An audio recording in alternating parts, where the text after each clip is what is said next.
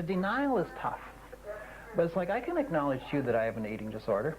It's called I ordered this, I'm eating this, actually. No, you ordered this, I may eat this too, but no, I have spent most of my life medicating my feelings with food. You see, I came from a family where alcoholism was the model behavior. And you know, we hear the statistics about how the children of alcoholics become alcoholics. They have like a 4 out of 5 chance or a 3 out of 6 chance or whatever. I don't really believe that. You know, in 20 years of practice, I've worked with a ton of adult children, and I bet probably less than 25 to 30% of them were chemically dependent. In fact, I think in some ways it's almost like aversion therapy for alcoholism. You know, if you grow up with an alcoholic, you get so repulsed that, you know, it's almost difficult to pick up the disease, even if you have the biogenetic propensity for it. Because it's you know, you got this history of repulsion to it.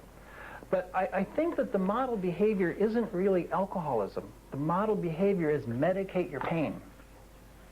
And that's what I did. And of course, the easiest method to medicate my pain, and the method everybody in my family used other than alcohol, was food. You know, and that worked just fine for me. But I knew very early on in my recovery that I have an eating disorder. So what's my denial? Well, my denial is the impact of the eating disorder on the rest of my life. That's my denial. You know, it's like if I came home after a tough day of working and traveling, and, you know, the first door I open is my refrigerator door. I don't know how I get in the house. You know, and then I graze, you know, for the next 45 minutes and stuff myself, and then I say hello to my family, but they know I've been home not saying hello. You know, and then my kids, you know, and then I'm stuffed and I kind of have low energy. My kids come up and they want to play. I don't feel like playing. You know, so I grouchily push them away and maybe take a nap. You know, and then I take a nap and I wasted my evening. I missed soccer practice. I didn't play with the kids, and now I'm really grouchy, and they want to play some more because they really have noticed that my absence, and I've been home for a couple hours now. And so I send them to bed. And I stay up late and watch TV and graze through the late shows. You know, and then I wake up, you know, not enough sleep, overeating, the wrong stuff, and I'm kind of in self-hate. It affects my work, it affects community, it affects socialization, it affects recreation, it affects spirituality, it affects family life. You know, it affects my physical health. And yet I can kind of minimize it and say, oh yeah, I compulsively eat occasionally. You know, I do my grazing. You know, but the fact is it's had a debilitating impact on other aspects of my life. You know, and that's where the denial comes in. And the interesting thing about addiction is that as it impacts, it reverberates all other aspects of our life. Systems are sort of interesting. You know, we know that in a system, when something in the system is affected, it affects everything else in the system.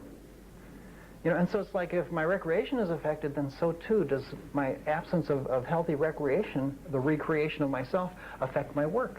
It affects my spirituality, it affects my family life. If my work is affected, that in turn re-affects everything else, including recreation and family life and spirituality and sexuality and so on down the line. Even what we might consider to be a minor addiction can have a profound impact on our life. You know, we talk about primary addictions, and we have these kind of secondary little nuisance addictions, but they have an impact on the quality of our life. Denial and addiction. Some denial comes from a rational defense system that we create. We do projection and minimization and, you know, all the defenses that we can list. Some of the denial comes from actually a distorted memory system. You know, it's not just alcoholics that have euphoric recall. Gamblers have it, sex addicts have it. It's not just alcoholics who have blackouts. It's not just alcoholics who have selective memory. I think anybody with any addictive disorder, you know, also has that we'll call it memory disturbance or memory dysfunction as well. And that's a part of protecting the addiction process. It's sort of strange, though. Oh, by the way, I spell addiction with 6 Ds. The 6 Ds of addiction are denial, distortion, defensiveness, dishonesty, and delusion, which is just sincere denial. And the last one is despair. And the despair is sort of the final part of the process of addiction, but it's also the beginning, because the whole thing is circular. I think the roots of addiction really lie in despair. Lies in despair that comes from poverty, that comes from trauma, that comes from abuse, that comes from terror, comes from isolation and aloneness. I think that the denial part of addiction needs to be broken, but it also needs to be broken gently. Sometimes in recovery processes for our addictions, people crash in real hard and the confrontation is brutal. I think the process of opening ourselves up to seeing the addiction and to learning about the addiction has got to be as gentle as possible. I think that we can break through the denial by crashing through with a confrontational process. But I think sometimes we crash more than the addiction. I think we sometimes crash people's survival skills and defense techniques that they need to rely on in life. Sometimes we break more ego and more of the identity than is necessary. There's 5 criteria for a really good addiction. The first one is euphoric. The second one is readily available. The third one is fast acting. The fourth one is unclear cultural guidelines about its use. And the fifth one is tolerance changes involved in the use. Now, you look at the first one, euphoric, as I said before, some things are euphoric and they're going to be more addictive than those things that aren't, like sex, banana cream pie, and cocaine. All 3 of those on the same night would just about kill you. Those are very addictive. Work, for many of us, work isn't very euphoric. And yet some of us are still work addicted. We might complain about work and we might hate our work, but we're still obsessed with it. Or we have this sort of idea of everything in our life has to be productive and we have to do our best and we have to work at it. Sort of an approach to life, not just about how we earn our living. But I think that there's a lot of work addicts, but obviously if work feels good, if it's a high, it's going to be more of an addictive process for people. It seems to me that fast acting and readily available, the most addictive form of cocaine is crack. Why? Well, because it's faster acting and more readily available because it costs less. So obviously we're going to have more crack addicts. I think that work is also fast acting though, isn't it? And readily available. In fact, people can take work on vacation so they can stash it and hide it. And now, you can carry an entire office, in a small suitcase. So you can go anywhere with your work, cellular phones and personal computers and so on down the line, modems and faxes and so on. I think the unclear cultural guidelines, that applies to work, certainly applies to sex, obviously applies to food. It also applies to drugs. We have very unclear cultural guidelines about drugs. We had this campaign about just say no that we were doing for our children. It's like, we're advertising, alcohol and nicotine and also saying just say no. And most of the people that use both are very young and very handsome. So what the message are we giving? Just say yes, just say no. And that's a double message, isn't it? People are smoking and drinking a martini telling their kids to just say no to drugs. It's very absurd. And what happens when you put out a double message is that you get more acting out than you will if you just say, well, we're in a drug-using culture. We hope you don't get in trouble. I think that most of the rhetoric and most of the cultural programs about addiction are really enabling processes. They enable addiction rather than curtail addiction. In some ways, the focus on addiction rather than what addiction is really about is an enabling process. It's like our war on drugs is sort of, I think, probably a strategic mistake in the lost war on poverty, probably. Lost war on crime. Anyway, the last one, tolerance changes involved in its use. That applies to most things as well. If a person is sort of an intensity addict and, into adventure and scary things, the fact is that you do something over and over again, it doesn't have the intensity anymore. It's not as scary. You go to a movie, in fact. Don't they have to escalate scary movies? Like you see a face melt. It's really gross, and it kind of shocks you. And it's intense. But then you see about 12, 15 faces melt in the next 3 or 4 movies. It doesn't have the same impact, does it? And so I think that, it's sort of like we have to keep escalating. It's the same with gambling. Like the action is the distraction for a gambler. You know, and yet the action has to create a certain intensity for it to be the addiction that it is. So you bet $5. The first time you bet $5, that's pretty exciting. You know, it's almost the cost of a movie. You know, and then you bet $5 and lose it several times, and win it several times. It's no big deal. So you got to bet 10 or 20 to get the same high. Pretty soon, you know, you're betting the house. You know, and then you lose the house, and you lose everything you have. You can go back to betting $5 and it's a big deal again. You know, so you can come full circle. But I think that you have to keep that intensity level. And for most addictive processes, it's like the sex addict, having to increase the boundaries. Most sex addicts who offend didn't start out necessarily as offending. You know, and I'm not talking about rapists and pedophilics. I'm talking about a person who you know, maybe is into voyeurism or making obscene phone calls. Some of them may start there, but most actually have boundaries about what they'll do. And then they keep crossing the boundaries because they need that next step to get the high. So the boundaries expand. Any questions on the criteria? Now, it doesn't have to meet all 5 criteria. Just the best addictions actually will. And you'll see that with probably the major addictions that we talk about, that somehow fits all 5. Any comments or questions on those? None? Okay.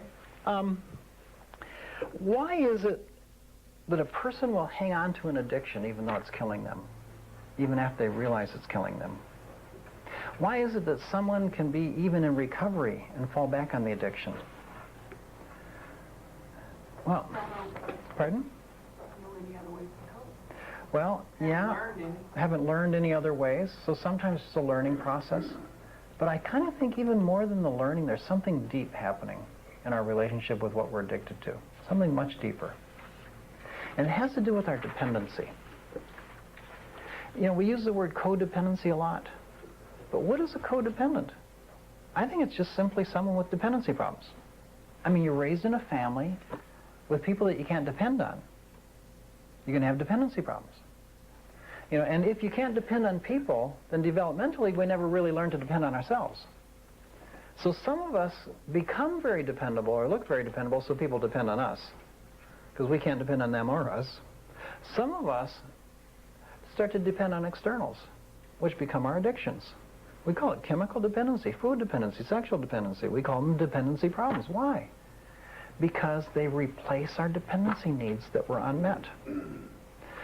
See, if you're a child and you have dependency needs that aren't being met in healthy ways, you're in trouble. Because dependency is equated to survival for a child.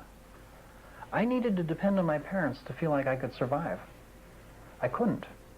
So what happened very early is I pretended to be independent and I started letting them depend on me. And that was how I survived. But I always had these survival fears inside.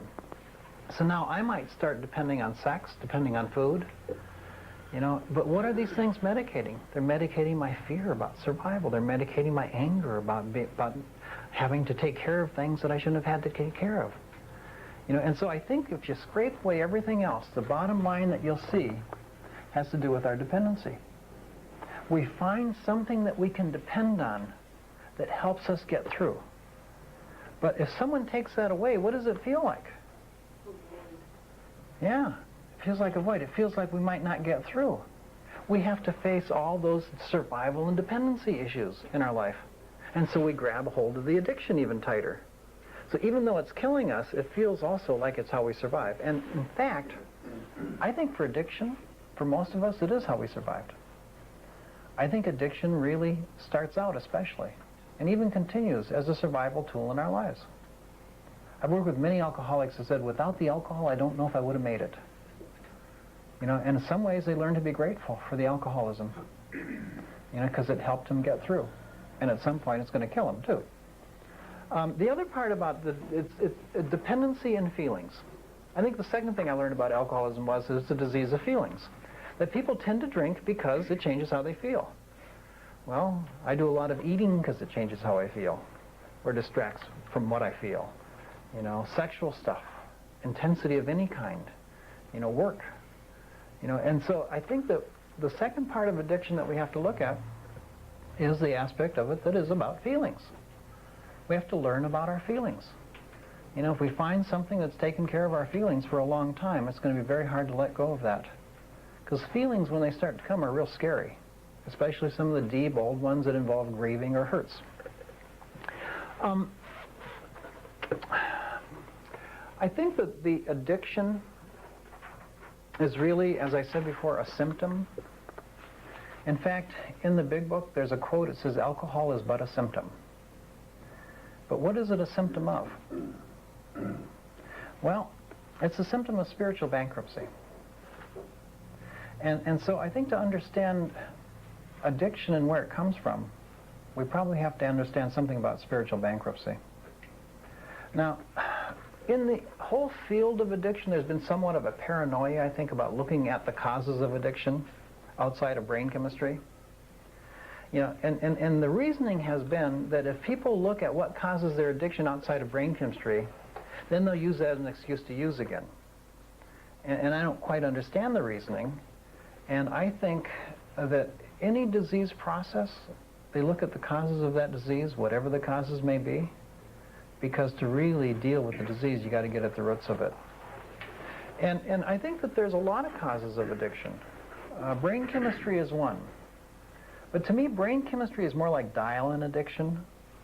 You know, what our biogenetic propensities, you know, what works for us, what enables our brain to produce what makes us high or distracted or feel good. You know, those things vary with each of us. You know, but I don't think those are what sets us up to be an addict. Those are what help us find an addiction that works for us. You know, if I'm hurting, if I'm in pain, if I'm isolated and lonely, and I don't know what to do with any of these feelings, and I don't have a network of support to talk to or to lean on, which is probably why I'm lonely, you know, what am I going to do? I'm going to do something that feels good. Now, I might try running. In fact, I am a runner. But running doesn't work for me as an addictive process. Why? Because I can't seem to crank out those endorphins while I run. See, I tend to run in pain. But, you know, while I'm running, and I actually, I've run 3 marathons. I ran 3 marathons before I realized I didn't have a marathon running body. My body knew I didn't have a marathon running body halfway into the first marathon. I just have slow synapses. I didn't get the message very early. You know, and I still run. Actually, I like running, but I also like my brother's philosophy of running. My brother believes everybody should be able to run at least the length of their own body. But while I'm running, once in a while I'll run into someone and they're smiling and, you know, they're just kind of, you know, I just have this sense that they're high on their running. You know, I've read about it, I've heard people talk about it, I've never felt it. You know, and sort of like I want to stop them and borrow an endorphin to get home on, you know, so, but I know that that's what their brain is doing. It's manufacturing endorphins while they're running with the physical activity. You know, but for some of us it doesn't work that way. So which one of us is more likely to be a running addict? Well, I would suggest maybe the person that gets high on running, unless I'm also addicted to pain and suffering, which is a likelihood. You know, and for some of us it's food, and for some of us it's sex, and for some of us it's a certain kind of chemical, and for some of us, you know, it's going to be whatever. You know, it's going to be anything that we do. And for, I think that there's certain things that everybody can do that get high on, you know, like if we start taking heroin tonight, you know, we continued to taking it for, you know, a week or so, well then, you know, within a few weeks, 98% of us would be heroin addicts. You know, that isn't about brain chemistry. You know, I think that addiction has to do with brain chemistry, but I don't think that's the real cause of addiction. In fact, if you're from a real healthy system and people care about you, and you care about yourself, and you have a sense of balance in your life, and you start, your social drinking starts to become a problem, you'd probably notice that pretty early and stop drinking. Or someone would notice it that's in your network and system. You know, but if you're feeling isolated, you know, if you're in pain, and if you need that medication, if you got to the dependency problems, you know, and you start drinking, drinking becomes a problem, you know, it's probably going to be a serious problem. And it's probably going to turn into full-blown alcoholism, if you will. I think that addiction, there's stages to addiction. There's the initiation stage. And the initiation stage is where we see it modeled, and that's a contributing factor, the modeling of addiction. If we live around it, if we get the message to medicate our pain, That's the contributing factor to addiction. I think sometimes it's just an accident, or maybe an opportunity, or maybe a setting that we're in that sets up the addiction. Remember I said that what you say about addicts, you always find addicts that would prove wrong? Have you ever heard the statement that if you're chemically dependent, like if you're an alcoholic with your first drink? Have you heard that one? Well, that really isn't true. How many of you are not, or at least to the best of your knowledge at this point, not chemically dependent right now? You're not chemically dependent. Like you'd have a glass of wine and be no great shakes, right? Okay. How many of you that are not chemically dependent at this moment, if you were, let's pretend that it's the latter stages of the Vietnam War, and you're there on a tour of duty, and you're in your 9th month of a 10-month tour of duty. How many of you that are not chemically dependent right here, right now, believe that you probably would be then and there? Most of us would be. That'd be a reality. Not all of us, but most of us. And if we would be then that probably means we would be now. Possibly. But it's like maybe we've used before and weren't chemically dependent, and then we get into the setting of trauma, of intense fear, and we become chemically dependent. And so I think that settings have a lot to do. Settings, opportunities, and even sometimes accidents can bring about addiction. But I also believe that there's one other area that addiction comes from, and that's called trauma. And I think that trauma is the freeway to addiction. And there's a lot of different kinds of trauma that set up addiction, and I want to talk about that this evening as well. Before I do that, I think we should take a break. You think so too? Good. Okay, so let's take, let's see, 12.6 minutes. Okay, 11.7. And then we'll come back and play some more. We'll talk about different kinds of addictions, and then we'll get on to trauma.